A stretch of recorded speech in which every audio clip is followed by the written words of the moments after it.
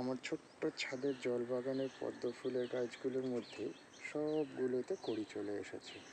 কিছু কিছু গাছে একটা, কোনোটায় দুটো, এই যে নিচে একটা, কোনোটায় আবার তিনটে। এটাতে প্রথম কড়ি এলো, এটা এই যে। আর এটাতে দেখো, এই যে ছোট কড়ি, বড় কড়ি, আর এই যে ফুল। আজ সকালে ফুলটা ফুটে গেছে।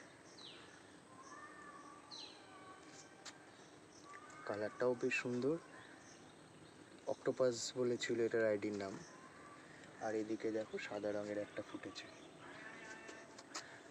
সাথে কড়ি আছে, অনেকগুলো কড়ি আছে। এটার পাশেই একসাথে একটা, এদিকে পাশাপাশি দুটো, এখানে একটা, ওই যে নিচে একটা, এদিকে ছোট্ট একটা বেরিয়েছে এই যে। আর এদিকে লিয়াংলি, যেটা মাইক্রো প্রজাতি, সেটার মধ্যে থেকে দেখো কড়ি কড়ি কড়ি, আর এই যে ফুল। রঙটা কিন্তু দুর্দান্ত এসেছে, খুব ভালো লাগছে।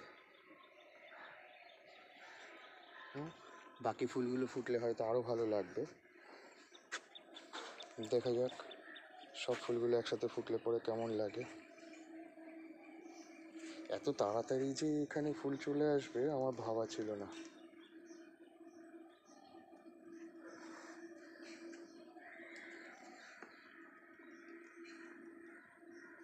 বেশ ভালো লাগছে।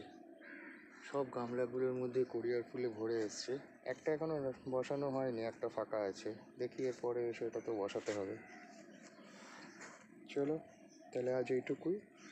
বাকিগুলো আবার কেমন হয় পরে ভিডিও তুলে দেখাবো তোমাদের। ওকে, টাটা।